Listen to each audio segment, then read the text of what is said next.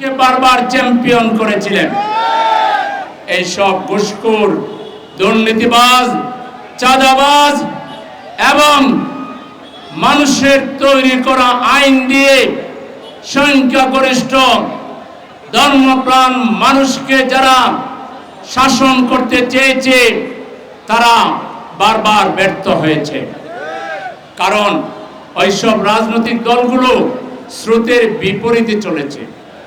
আমরা সংখ্যাগরিষ্ঠ মানুষ যে বিশ্বাস আমরা করেছি যে মূল্যবোধ আমাদের ঈমান, আকীদা এবং মূল্যবোধকে তোয়াক্কা না করে মানুষের তৈরি করা আইন দিয়ে সুদ, ঘুষ, মদ, জিনা, অশ্লীলতা, ব্যয়পনা, ঘুষ এবং দুর্নীতি দিয়ে বাংলাদেশের সকল প্রতিষ্ঠানকে এমনভাবে ধ্বংস করা হয়েছে, একটা প্রতিষ্ঠানও নাই যারা এইসব দুর্নীতি এবং খারাপ কাজ থেকে বিরক্ত থাকতে চাইলেও তারা থাকতে পারে।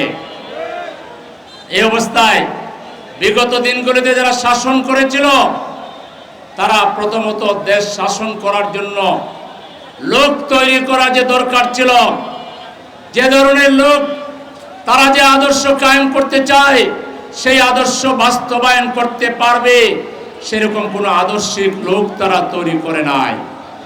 জগা খিচুড়ি মার্কার লোক দিয়ে তারা দেশ শাসন করতে চেয়েছে, অথচ তারা একটা দল চালাবার যোগ্যতাও তাদের নাই।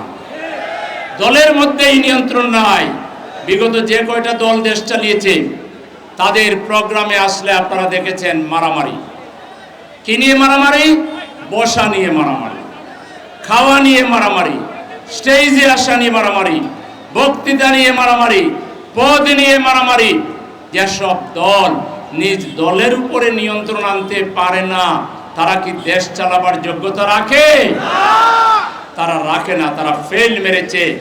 এখন জাতি জানে এই দেশে একটা দল আছে, যে দল যে আদর্শকে মেনে চলে সেই আদর্শের আলোকে সমাজের সব সেক্টরে লোক তৈরি করেছে। কি পরিবার বলেন, কি ব্যবসা বলেন, বাজার বলেন, ব্যাংক বলেন, মসজিদ বলেন, মাদ্রাসা বলেন, স্কুল, কলেজ, ইউনিভার্সিটি, আইন আদালত এবং পার্লামেন্ট সহ বাংলাদেশকে চালাবার জন্য একদল সৎ যোগ্য লোক জামাত তৈরি করেছে, যাদের হাতে ক্ষমতা আসলে প্রথমত বাংলাদেশে আর ঘুষের কারবার চলবে না, দুর্নীতি চলবে না। দুর্নীতিকে আমরা যত মাযহাব আছে সব মাযহাবের মাধ্যমে হারাম করে দিব। আমরা বাংলাদেশে আর দুর্নীতি চলবে না, ঘুষ চলবে না। আমার একটা ছেলে মেয়ে 20, 22, 30 বছর লেখাপড়া করার পর কেরানি হইতে গেলে, পুলিশের একটা সাধারণ সদস্য হইতে গেলে তাকে 10 লাখ টাকা, 20 লাখ টাকা ঘুষ দিতে হবে। এই ঘুষখোররা আর বাংলাদেশের সুযোগ পাবে না। আজকে মানুষ এমন একটা দলকে ভোট দিতে চায় যে দলের হাতে দেশ আসলে দেশের প্রত্যেকটা নাগরিক মনে করবে এই দেশ তার দেশ, সবাইকে বাংলাদেশকে নিজের দেশ মনে করবে, সবাই সম্মান বোধ করবে।